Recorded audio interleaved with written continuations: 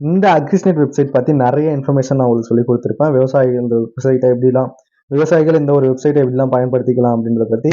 So அதுல இன்னைக்கு இந்த வீடியோவில் என்ன பார்க்க போறோம் அப்படின்னு பார்த்தீங்க அப்படின்னா, இந்த விவசாய பகுதியில் இருக்க இந்த நோய் தாக்குதல் விவரம் அப்படின்னு இருக்குல்ல, இந்த மெனுவில் இருக்க எல்லா விஷயத்தையுமே இந்த வீடியோவில் பார்க்க போறோம். அதுக்கு முன்னாடி இந்த வெப்சைட்டுக்கு எப்படி வரணும் அப்படின்றத நான் உங்களுக்கு தெளிவாக சொல்லிடுறேன் பாருங்க. டிஎன் அக்ரிஸ்நெட் அப்படின்னு சொல்லிட்டு நீங்க என்ன ப்ரௌசர் யூஸ் பண்ணாலும் போய் சர்ச் பண்ணுங்க. டிபார்ட்மெண்ட் ஆஃப் அக்ரிகல்ச்சர் அப்படின்ற இந்த ஒரு வெப்சைட் ஃபர்ஸ்ட் வரும்.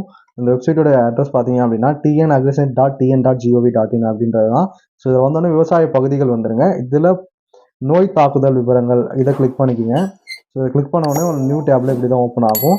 ஸோ இதுக்கு முன்னாடி வீடியோஸுமே நம்ம வந்து வேளாண்மை மண்டலங்களா எப்படி பிரிச்சிருக்காங்க, பயிர் உற்பத்தி திறனை எப்படி பார்த்துக்கிறது, எவ்வளோ மழை பெஞ்சிருக்கு அப்படின்ற மழையுடைய அளவை எப்படி பார்க்கறது, நீர் ஆதாரங்கள் என்னென்னலாம் உங்கள் ஊர் பக்கத்தில் இருக்கு அப்படின்றத பார்க்கறது, அதில் எவ்வளோ தண்ணி இருக்கு, என்ன டேட்ல எவ்வளோ தண்ணி இருந்துச்சு அப்படின்றத எப்படி பார்க்கறது அப்படின்றத சொல்லி கொடுத்துருப்போம். அதுக்கப்புறம் திட்டங்கள்ல என்னென்ன மானிய திட்டங்கள் இருக்கு, அதை எப்படி பயன்படுத்தலாம், அதுக்கு எவ்வளோ மானியம் தருவாங்க, அதுக்கு தகுதிகள் என்ன, அதுக்கு எப்படி அப்ளை பண்ணலாம் அப்படின்ற மாதிரி நிறைய இன்ஃபர்மேஷன் கொடுத்துருக்கோம். விவசாய பகுதியில் தமிழ் மண் வளம் பற்றி சொல்லியிருக்கோம். அதுக்கப்புறம் பார்த்தீங்கன்னா உழவர் அலுவலர் தொடர்பு பற்றி சொல்லியிருக்கோம். பயிர் காப்பீட்டு நிலை பற்றி சொல்லியிருக்கோம். அதுக்கப்புறம் குறைந்தபட்ச ஆதார விலை, நேரடி நெல் கொள்முதல் நிலையங்கள் எங்கெங்கெல்லாம் இருக்குன்னு எப்படி பார்க்கறது அப்படின்ற பற்றி வீடியோஸ் போட்டிருக்கோம். ஸோ எல்லா வீடியோஸுமே நம்ம சேனலில் இருக்குது. தேவைப்படுது அப்படின்னா சேனல் ஓப்பன் பண்ணி அக்ரிஸ்நெட் அப்படின்ற ஒரு பிளேலிஸ்ட் இருக்கும், அதில் போய் பாருங்க. இப்போ வாங்க நம்ம இந்த வீடியோவில் இந்த பயிரில் ஏற்படுற இந்த நோய் தாக்குதல் விவரங்களை பற்றி பார்க்கலாம். இப்போ வந்து கிராப் அப்படின்றதுல என்ன பயிர் அப்படின்றத கொடுத்துருவாங்க. ஸோ நீங்கள் அதை பார்த்துக்கு இது பண்ணிக்கலாம்.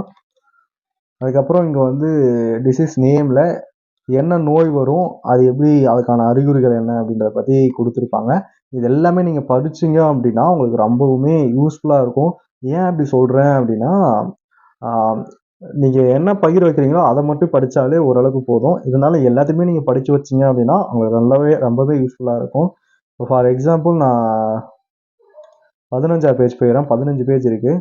ஸோ இதில் வந்து தக்காளி புள்ளி வாடல் நோய் அப்படின்றது டொமேட்டோ, அதாவது தக்காளியில் ஒரு நோய் வரும். தக்காளி புள்ளி வாடல் நோய் பாதிக்கப்பட்ட செடிகளை நீக்கி அழித்து விடுதல் வேண்டும். ஓகேவா, அந்த செடி எதனா செடி பாதிக்கப்பட்டிருக்குன்னா உடனே புடுங்கி போட்டணும்னு சொல்லிட்டாங்க.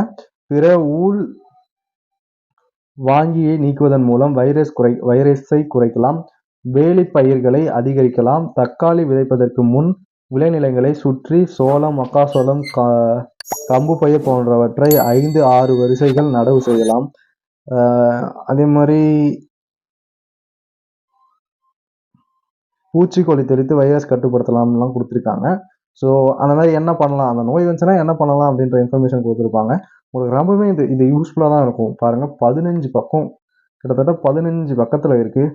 அதுக்கப்புறம் வந்து அதே டொமேட்டோவில் தக்காளி தோமல் நோய் வரும். விதைப்பதற்கு நோயற்ற ஆரோக்கியமான செடிகளின் விதைகளை தேர்ந்தெடுக்க வேண்டும். விதைப்பதற்கே நீங்கள் ஆரோக்கியமான செடிகளை விதைங்கன்னா இந்த தக்காளி தேமல் நோய் உங்களுக்கு வராது அப்படின்னு சொல்லிட்டு சொல்கிறாங்க. அதே மாதிரி பார்த்தீங்கன்னா நாற்றழுகல் வருமா தக்காளியில். உயர்த்தப்பட்ட நாற்றாங்கால் மேடைகளை உருவாக்க வேண்டும். அதுமாதிரி அதுக்கு என்னென்ன பண்ணணும் அப்படின்னு சொல்லியிருக்காங்க. அதே மாதிரி பார்த்தீங்கன்னா மரவள்ளி தேமல் நோய், அதுக்கப்புறம் இலைப்புள்ளி நோய், அந்த மாதிரி நிறைய நோய்கள் இருக்குது. இது ஒரு 15 பக்கத்தில் சொல்லியிருக்காங்க.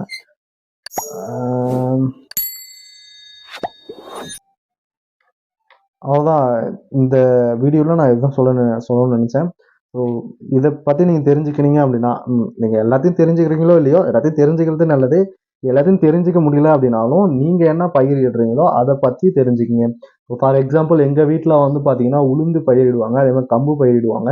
இது ரெண்டுமே நாங்கள் எல்லா வருஷமும் கரெக்டாக பண்ணிவிடுவோம். ஸோ அதனால் இது ரெண்டை பற்றி மட்டும் நாங்கள் தெரிஞ்சுக்கிட்டால் ஓரளவுக்கு எங்களால் தப்பிச்சுக்க முடியும் அந்த பயிரில் வர நோய்கள் கிட்ட இருந்து.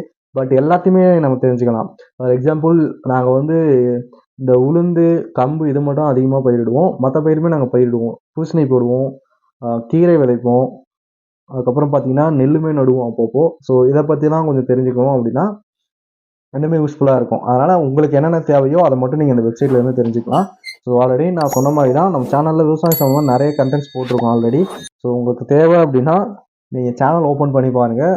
விவசாயம் பற்றி நிறைய இன்ஃபர்மேஷன் உங்களுக்கு போட்டிருக்கோம். ஸோ இன்னும் நிறைய அப்கமிங் வீடியோஸில் இயற்கை வேளாண்மை பண்ணுறதை பற்றியுமே நம்ம போட போகிறோம். அந்த இயற்கை வேளாண்மை சம்மந்தமான வீடியோஸுமே நீங்கள் பார்க்கணும்னு நினச்சிங்க அப்படின்னா மறக்காமல் நம்ம சேனலை சப்ஸ்கிரைப் பண்ணுங்கள். இதே மாதிரி விவசாயம் சம்மந்தமாக நிறைய வீடியோஸை இனிமேல் இந்த அக்ரிஸ்நெட் வெப்சைட்டில் இருந்தும் நம்ம போட போகிறோம். அக்ரிஸ்நெட் வெப்சைட்டில் இது மட்டும்தான் இருக்குது அப்படின்னு நினச்சிக்காதீங்க. இன்னும் நான் போட்டது கம்மியான அளவு தான். போடாத செய்திகள் நிறையா இருக்குது. மக்களுடன் முதல்வன் திட்டம் இருக்குது. அதுக்கப்புறம் வந்து தமிழ்நாடு பாசன மேலாண்மை நவீனமயமாக்கல் திட்டம், இலவச மரக்கன்று முன்பதிவு அதை எப்படி செய்கிறது, அப்புறம் வந்து ஒட்டுண்ணி இனப்பெருக்க மையம், மாநில விதை பண்ணை, இதை பற்றி இன்னும் நிறைய இன்ஃபர்மேஷன் இந்த வெப்சைட்டில் இருக்குது. நான் சொன்னது எல்லாமே கம்மியான இன்ஃபர்மேஷன் தான். ஸோ இது எல்லாமே நான் அப்கமிங் வீடியோஸில் நான் கவர் பண்ண பார்க்குறேன். இது மட்டும் இல்லை, உழவன் ஆப் பற்றியுமே நான் இன்னும் சொல்லித்தர வேண்டிய நிறைய விஷயங்கள் இருக்குது. அதை பற்றியுமே நான் அடுத்தடுத்த வீடியோஸில் போடுறேன். அவ்வளோதான் இந்த வீடியோ. ஸோ கண்டிப்பாக இதுக்கப்புறமும் நீங்கள் சேனலை சப்ஸ்கிரைப் பண்ணாமல் இருக்க மாட்டீங்கன்னு நினைக்கிறேன். ஸோ அப்படியே சப்ஸ்கிரைப் பண்ணியிருந்தீங்க அப்படின்னா பக்கத்தில் ஒரு பெல் ஐக்கான் இருக்கும், அதை கிளிக் பண்ணி ஆல் அப்படின்றத கொடுத்தீங்க. அப்போ இது போல் இன்ஃபர்மேஷனை உங்களால் ரெகுலராக பார்த்துக்க முடியும். நான் வீடியோஸ் போட்ட உடனே உங்களுக்கு நோட்டிஃபிகேஷனாக வரும். ஸோ அவ்வளோதான் வீடியோ. அடுத்த ஒரு நல்ல இன்ட்ரெஸ்டிங்கான வீடியோஸில் பார்க்கலாம். நீங்கள் வந்து விவசாயம் சம்மந்தமான இன்ஃபர்மேஷன்லாம் ரெகுலராக உடனுக்குடனே தெரிஞ்சுக்கணும்னு நினச்சிங்க அப்படின்னா நம்மளுடைய வாட்ஸ்அப் சேனலை நம்ம வந்து இதை பற்றி அப்டேட் நிறைய கொடுத்துட்டே இருக்கோம். ஸோ வாட்ஸ்அப் சேனலுக்கான லிங்க்குமே டிஸ்கிரிப்ஷனில் கொடுத்துருக்கேன்.